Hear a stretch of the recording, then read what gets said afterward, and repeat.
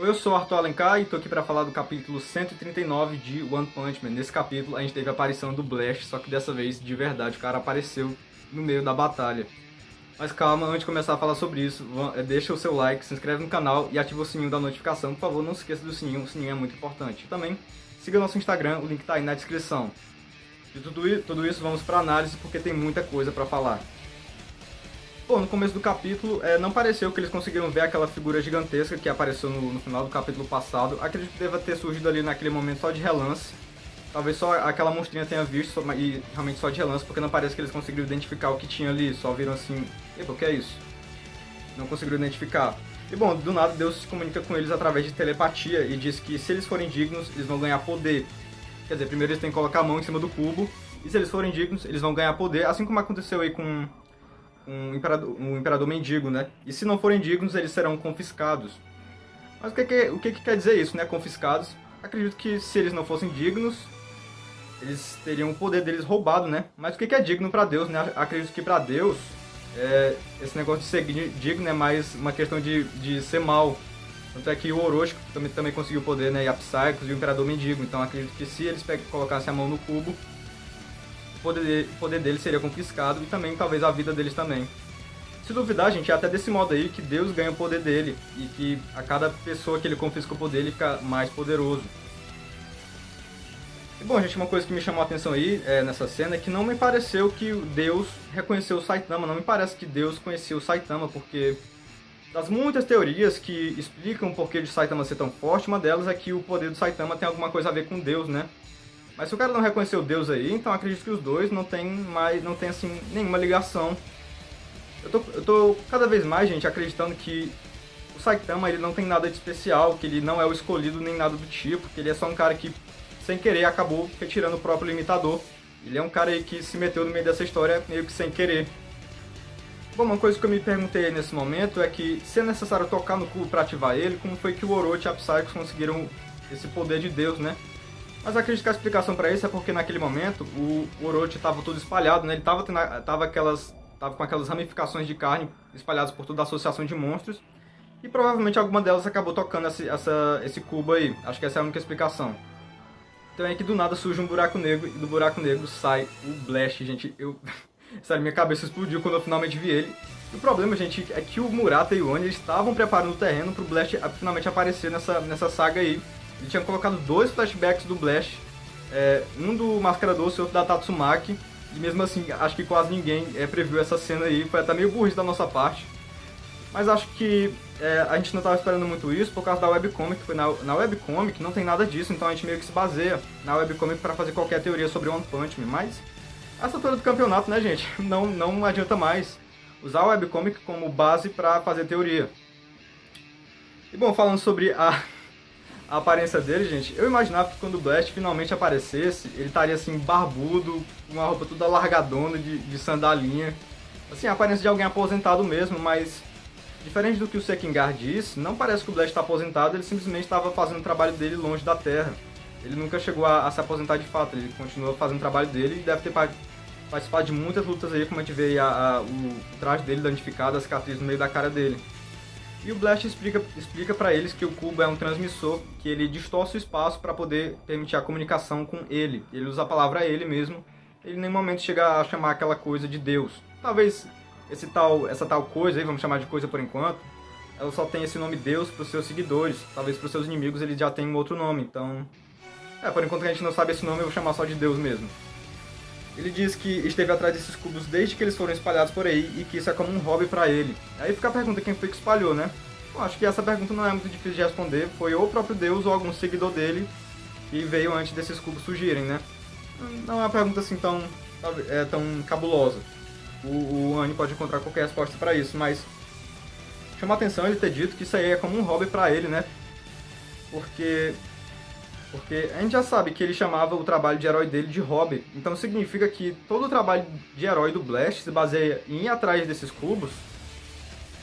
E a gente sabe que ele, além disso, ele também tem um emprego normal. Eu cheguei até a mencionar a possibilidade de esse emprego normal dele deve ter sido aí de algum, sei lá, ele fazer parte de alguma polícia intergaláctica. Mas Mas fazer parte de uma polícia intergaláctica não explicaria por que ir atrás desses cubos seria um hobby, né? Se ele fizesse parte dessa polícia intergaláctica, ir atrás do cubo seria realmente um trabalho. Então, decidi descartar essa teoria aí e provavelmente o emprego normal do Blast é só um emprego normal mesmo. Pelo menos era um emprego normal, não acredito que ele ainda esteja nesse emprego, porque senão ele ainda estaria na Terra, não estaria sumido há tanto tempo. Também vale notar, né, que Deus pareceu reconhecer o Blast. Acredito que os dois já são inimigos de longa data, não sei se os dois já chegaram a se enfrentar de fato, mas se o Blast está atrás desses cubos aí, então ele já tem atrapalhado os planos de Deus há muito tempo, seja lá quais planos forem esses. Na verdade, gente, aquela pessoa que aparece na capa, que é uma parte astronauta, outra parte mergulhador, talvez seja o próprio Blast, né? Ele foi atrás desses cubos há vários anos já, então ele deve ter pego o cubo no espaço, o cubo no fundo do mar. Não sei, talvez seja só uma forma de ilustrar aí, talvez não seja nem o Blast, mas de qualquer forma achei legal essa nova forma do Murata fazer as capas. É meio que faz referência a alguma coisa que acontece no capítulo, assim como foi na capa passada. Então o Flash decide testar o Blast e parece que o Blast é ainda mais rápido que o Flash na sua velocidade máxima. Então a gente já tem 3 poderes do Blast aí confirmados: super força, super velocidade e criar buracos negros. Com esse negócio de buracos negros, dá a entender que a origem dos poderes do Blast são cósmicas. Nesse caso, gente, o que eu disse no vídeo passado parece ser mais concreto do que nunca, né? Eu acredito, e acredito isso cada vez mais, de que um dia o One Punch Man vai ter um arco cósmico. Sei lá, o Saitama e o Genos vão para algum outro planeta, talvez alguns outros heróis também. Quem sabe o arco final de One Punch Man não vai ser um arco cósmico, uma guerra galáctica aí. E o inimigo final do Saitama vai ser Deus. Por enquanto é só uma teoria, né? Mas acredito que essa teoria está cada vez mais se mostrando correta, já que cada vez mais a gente tem elementos cósmicos em One Punch Man. Bom, gente, talvez essa super velocidade do Blast aí, eu cheguei a pensar na possibilidade de não ser velocidade, sim ser controle do tempo, já que o poder dele se baseia em cosmos, né? E o que ele fez nesse momento aí não foi correr, simplesmente foi parar o tempo e ir para trás do Flash. Por enquanto é só uma teoria, mas acho que faria sentido, já que o poder dele tem esse tema aí de universo, né? E também existe a possibilidade, gente, de esse poder do Blast, de criar buracos negros, não ser um poder dele de fato, e sim um poder de algum dispositivo do traje dele. Que talvez ele não seja a única pessoa capaz de abrir buracos negros, talvez muitas pessoas, talvez alguns aliados deles também, talvez alguns inimigos, também tenham essa habilidade de criar buracos negros com esse tal dispositivo. Porque me pareceu naquele momento que ele criou aquele último buraco negro, ele junta as mãos assim, parecia ser uma coisa mais do traje dele do que dele mesmo, né? Ok, seria muito mais legal se fosse um poder do próprio Blast, mas existe a possibilidade de não ser. E o Blast diz uma coisa interessante, ele diz que naquele lugar o tempo está fluindo de forma mais devagar. Acredito que o motivo disso seja porque o cubo distorceu o espaço, né? E se o espaço é distorcido, acho que o tempo também acaba sendo distorcido também, né? Isso significa, gente, que apesar de esse núcleo do Saitama e o núcleo lá de cima da superfície estar sendo mostrado simultaneamente, eles não estão acontecendo simultaneamente, apesar de estar sendo mostrado assim pra gente. Que nesse momento aí, enquanto está tendo essa conversa com o Blast, muito provavelmente a luta lá em cima já está terminando, o Garou já deve estar lá em cima nesse exato instante.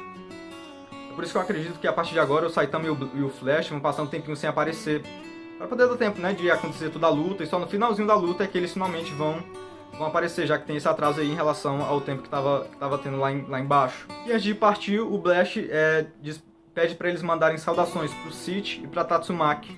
Bom, pra Tatsumaki a gente consegue imaginar o motivo, né? Ele é tipo uma figura inspiradora pra Tatsumaki, né? Mas pro City eu não imaginava que o City tinha alguma relação a mais com o Blast. Para quem não lembra que é o City, gente, é aquele executivo da Associação de Heróis que conduziu a reunião dos Classe S lá no comecinho da primeira temporada, aquele loirinho do narigão. Quer dizer, ele já é meio velho. Muitos de vocês devem lembrar dele. Acredito que essa relação a mais que ele tem com o Blast talvez ele seja o Gordon do Blast.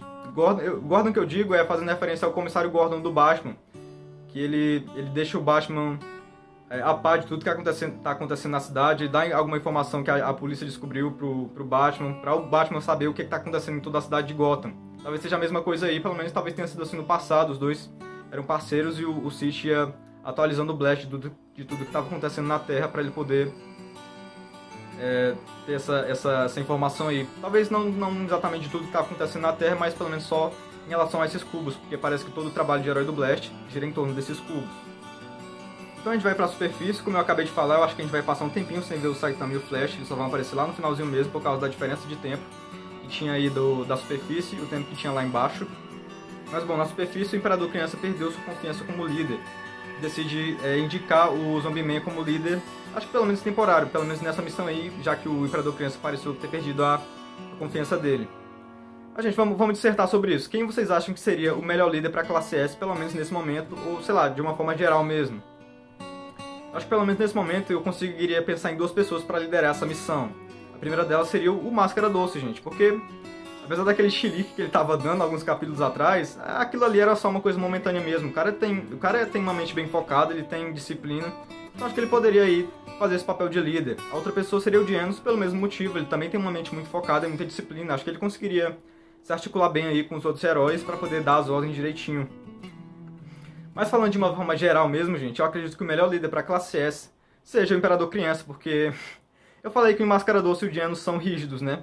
Agora pensa bem, o que é ser rígido e ajudar com a classe S, sendo que só tem gente arrogante e gente orgulhosa, sabe? O cara ia ser rígido com alguém e só ia gerar conflito, né? Ia gerar um conflito de egos aí entre os membros. Então, o líder que a classe S precisa de verdade não é alguém rígido, é alguém que tenha tato, alguém que consiga lidar com toda essa gente arrogante sem ferir o orgulho deles. E essa pessoa é exatamente o Imperador Criança, por isso que, na minha opinião, ele é realmente o melhor líder para a classe S. Se você tem uma opinião diferente, deixa aí nos comentários quem seria o melhor líder para a classe S. Eu acho que seria o Imperador Criança. Agora, gente, por que o Máscara Doce fez aquela cara quando o Zombie-Man diz "somos todos humanos"? Porque ele pareceu um pouco pensativo naquele momento, né? Ao ouvir aquelas palavras. Acho que talvez muitos de vocês já tenham ouvido a teoria de que o Máscara Doce é na verdade um monstro. E uma cena que talvez até comprova um pouco isso é a cena da luta dele contra a Super Sádica. Que alguns de vocês devem lembrar que ela fura o olho dele com a língua e ao invés de sangrar, a cara dele simplesmente começa a rachar, como se fosse uma máscara. E alguns momentos depois, está completamente regenerado, se regenera em segundos. Isso faria bastante sentido porque a gente já viu que tem algumas pessoas que conseguem alternar entre a forma monstro e a forma humana, que eram aqueles ninjas lá, né, o Wind de Ventania e o Flame Fogo do Inferno. Parece que a única coisa necessária para isso é ter um bom controle da sua mente e do seu corpo, e o Máscara Doce com certeza tem isso. Então, eu acredito muito nessa teoria de que o Máscara Doce é na verdade um monstro. Não significa que ele seja mau, mas ele não é totalmente humano. E finalmente o Imperador Mendigo chegou à superfície. Nesse capítulo apareceu só ele, mas acho que os outros já devem ter chegado também, ou pelo menos estão perto de chegar. Eu acho que já estava mais do que na hora, né? Porque já tinha muitos capítulos que eles tinham sido soterrados e com tanta gente forte como tem aí, já era para eles terem conseguido subir há muito tempo. Ok, tinha que ter dado o tempinho, né? De acontecer tudo o que aconteceu, mas realmente já estava mais do que na hora deles aparecerem aí na superfície. O capítulo termina com a Tatsumaki dando o golpe final no Orochi. Eu realmente acredito que aquilo matou ele, não acho que ele vá voltar. Mas o que tem pra acertar aí de fato é a última página que aparece aquele altar. O que diabos era aquele altar? Ok, era um altar e aquelas gravuras pareciam mais uma coisa do tipo... Aquelas pinturas que a gente tem nas cavernas, dos homens das cavernas. Que parecia ser um tipo de sacrifício. Na verdade, humanos dando sacrifícios para um tipo de monstro. E o monstro que tinha na gravura me lembrava bastante o Orochi por causa dos tentáculos na cabeça. Será se, num passado distante, os humanos davam sacrifícios para os monstros para não serem mortos, e até que surgiu gente forte bastante para enfrentar eles? Bom, gente, eu não acho que o monstro da gravura seja o Orochi, porque o Orochi, alguns anos atrás, como a gente já viu em um flashback, ele era humano, ele não existe há tanto tempo assim. Na verdade, essa gravura, esse altar aí, tenha pertencido ao povo subterrâneo, porque a gente sabe que antes desses túneis todos pertencia à Associação de Monstros, ele pertencia ao povo subterrâneo. Mas, de qualquer forma, eu acho que esse altar deve ser alguma coisa. Não acho que deve ser só um easter egg que o Murata colocou, porque se for, é até um pouco de vacilo dele, porque só vai confundir a gente ainda mais, para botar mais um mistério, e acabar não sendo nada, né? Acho que realmente deve ser alguma coisa, mas eu não tenho muitas teorias sobre isso. Se você quiser deixar essa teoria aí nos comentários, eu vou agradecer. Minha nota para esse capítulo é 9,6, um dos melhores capítulos de One Punch Man, com certeza, somente por causa do Blast, né? Acho que ele era o elemento aí que mais me fascinava em One Punch Man, o mistério sobre ele. Agora ele finalmente apareceu, deixando ainda mais mistérios, né? E, bom, gente, considerando tudo isso, acho que o One Punch Man já não pode mais ser descrito como uma história de paródia, né? Porque muitos de vocês já devem ter ouvido alguém falando de One Punch Man, descrevendo One Punch Man como um anime de paródia, quer dizer, um mangá de paródia. Ah, porque One Punch Man faz paródia de mangá shonen, faz paródia de super-heróis. Talvez lá no comecinho da história, talvez até pudesse ser descrito dessa forma, mas a essa altura, gente, há muito tempo já não é mais assim, né? One Punch Man há muito tempo já é uma história séria. Talvez séria não seja a palavra certa, porque One Punch Man ainda é uma comédia, né? Mas sério, com sério eu digo que já tem seus próprios elementos, que não precisa mais ficar pegando elementos de outras histórias e transformando aquilo numa piada. Inclusive, se tivesse continuado desse jeito, até agora, já teria perdido a graça há muito tempo. Então, One Punch Man já não pode mais ser descrito como uma paródia, pelo menos na minha opinião. Agora, gente, eu vou fazer a pergunta que não quer calar. Onde diabos tá o bastão de metal? Até o Blast já apareceu nessa porra bem aí, e o bastão de metal não apareceu. Esse homem foi, sei lá, comprar cigarro, foi tirar férias, desistiu da vida de herói. Eu realmente, o Andy vai ter que pensar uma desculpa muito boa pra explicar por que ele se atrasou tanto, né? Porque ele foi o primeiro a sair do hospital. E o Mestre Regado já chegou aí faz tempo, então, sei lá, talvez no meio do caminho ele tenha encontrado monstros e acabou se atrasando. Não sei, coloquem aí nos comentários o que vocês acham que atrasou o bastão de metal tanto assim. Bom, então é isso, eu vou ficando por aqui, espero que tenha gostado. Deixe aí nos comentários o que você achou desse capítulo, o que você acha que vai acontecer no próximo. E também não esquece de deixar o seu like, se inscrever no canal, ativar o sininho da notificação e também seguir nosso Instagram, o link tá aí na descrição, beleza? E se puder também, compartilhe esse vídeo com seus amigos que também leem One Punch Man. Isso vai ajudar bastante e vai ficar bastante grato, beleza? Então, tchau, um beijo, até a próxima.